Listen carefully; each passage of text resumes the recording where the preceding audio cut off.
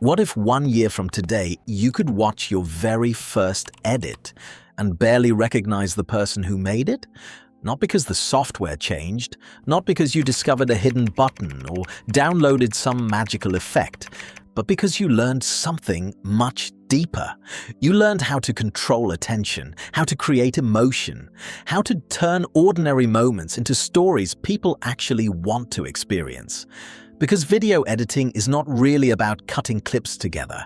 Anyone can remove a mistake from a timeline. The real skill is knowing when a moment should breathe, when a scene should move faster, when silence says more than words, and when a single frame can change the entire feeling of a story. This is the first 365 days of learning video editing from nothing. A year-long journey from staring at an intimidating timeline for the first time to developing the creative instincts needed to make professional quality work. And the surprising part is that the biggest changes happen far away from the buttons and menus. They happen in the way you begin to see the world. On day one, the excitement is mixed with confusion. You download the software. Maybe it is the same program used by professional filmmakers, YouTubers, and production companies. The name itself feels important. Like opening it means you have officially started becoming an editor.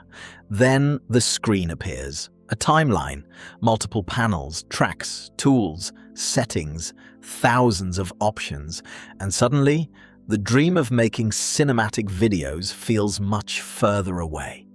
The first challenge is not creativity, it is simply understanding where anything is. You drag a clip onto the timeline and spend 10 minutes trying to figure out why the audio is missing. You cut something, then accidentally remove the wrong section. You search for a simple answer and end up watching tutorials about features you do not even understand yet. The timeline feels like a machine built for someone else, but this is the first lesson almost every beginner discovers. Editing software is not difficult because it is impossible. It is difficult because it is unfamiliar. A professional editor does not look at the timeline and see hundreds of buttons. They see possibilities. They see a story waiting to be shaped. But on day one, you do not see a story. You see a problem to solve, and that is exactly where the journey begins. By the end of the first week, something changes. The software no longer feels completely foreign. The mysterious timeline starts becoming a workspace. You learn how to import footage, organize files, trim unnecessary moments, and move clips into a sequence. Simple cuts that once took forever become natural. You discover keyboard shortcuts. You learn that moving your hand back and forth between the mouse and the keyboard constantly slows you down. Small improvements begin stacking together. A 5-minute task becomes a 1-minute task. A confusing process becomes a habit. Then comes a moment every beginner remembers. The first complete export. The video finishes rendering, the file appears, and for a few seconds, there is genuine excitement. You made something. Not just a collection of clips sitting on a computer, a finished video, but then you watch it, and reality arrives. The pacing feels strange. The transitions feel unnecessary. The audio does not sound right. The video looks exactly like what it is, a beginner's first attempt, and strangely, that disappointment is progress. Because the hardest part of learning any creative skill is reaching the point where your taste becomes better than your ability. You can finally recognize what is wrong. You just cannot fix everything yet. Many people quit here. They think being bad means they are not talented, but this stage is where every editor begins. The gap between what you imagine and what you can create is not a sign to stop. It is the space where improvement happens. By the first month, editing starts changing the way you watch everything else. You are no longer just watching videos, you are studying them.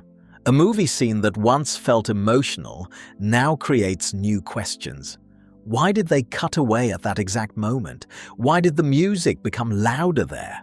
Why did the camera stay on someone's reaction instead of the person speaking? You begin noticing patterns. A great edit is often invisible. The audience usually does not think about the editing. They simply feel the result. They feel tension. They feel excitement. They feel curiosity. They stay engaged because someone carefully controlled the journey from one moment to the next. This is when the editor inside you starts waking up. Your technical speed improves. You stop searching for every tool.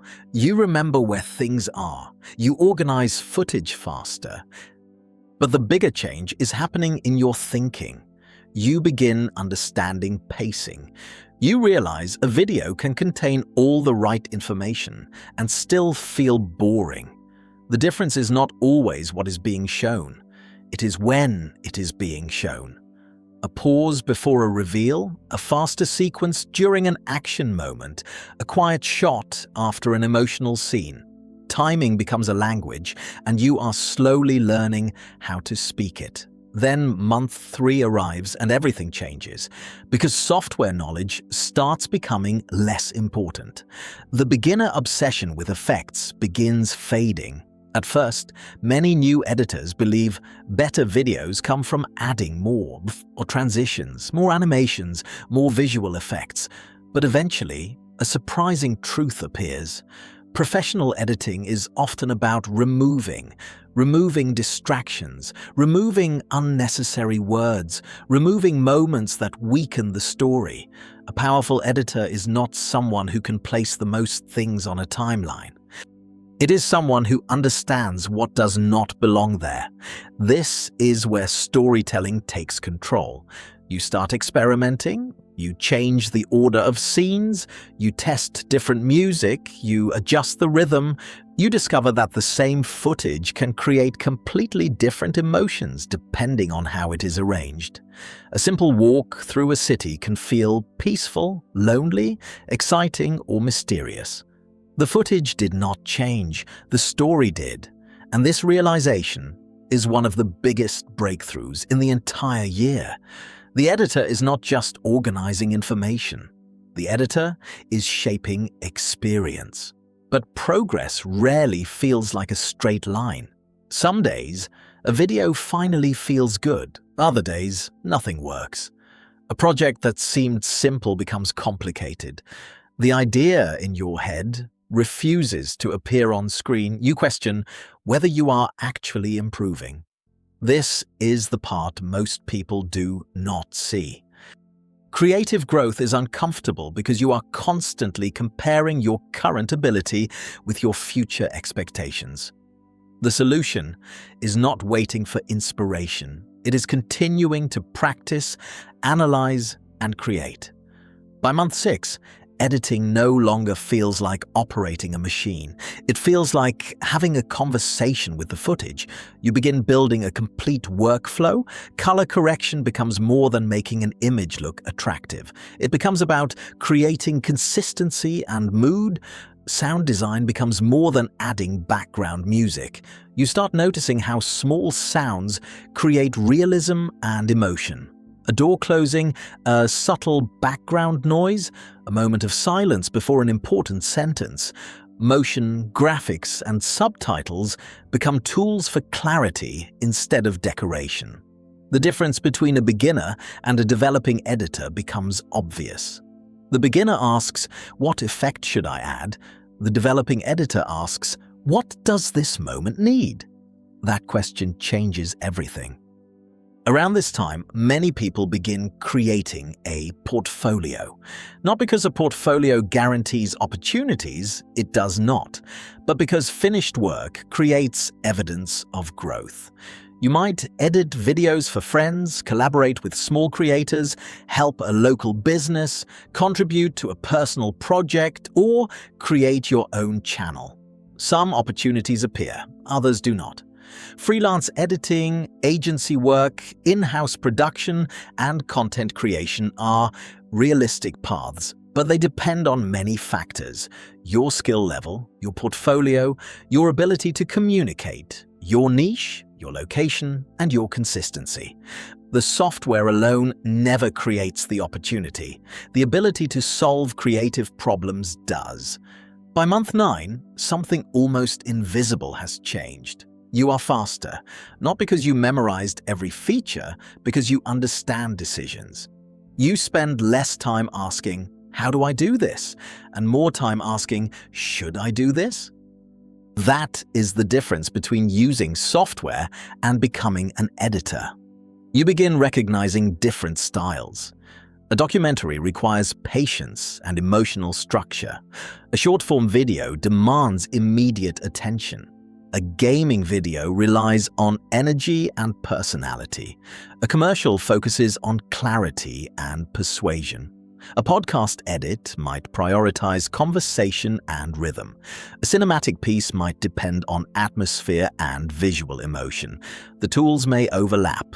The thinking does not. Somewhere during this stage, you may also begin developing a recognizable style. Not because you force one, because your choices naturally start repeating. The way you build tension, the way you use music, the way you structure a story. Your preferences become visible, and that is when editing starts feeling less like copying others and more like creating something that belongs to you. Then, day 365 arrives. You open an old project from your first week. The same person who struggled to find basic tools created that video. But watching it now feels like looking at a different language. The mistakes are obvious, the pacing problems, the unnecessary effects, the weak storytelling, but instead of embarrassment, there is something else: recognition. Because that beginner version of you was the person who started the process. The biggest transformation was never learning where every button was. Software will change, new features will appear, entire workflows will evolve, but storytelling principles remain. Understanding attention, understanding emotion, understanding people. After a year, you do not just edit faster, you think differently. You notice the structure behind a documentary. You recognize why a commercial works. You understand why a YouTube video keeps you watching. You begin seeing stories hidden inside ordinary footage. That is the skill that creates long-term value. Not the ability to create the flashiest transition, not the ability to use the most complicated effect, but the ability to make someone feel something. A year of editing does not automatically turn someone into a master. There is still more to learn, more styles to explore, more mistakes to make, more stories to tell. But after 365 days, the person sitting in front of the timeline is no longer just someone learning software. They are someone learning a craft. And maybe the most surprising part is that the world around them has not changed. The footage was always there, the stories were always there. The difference is that now they know how to see them.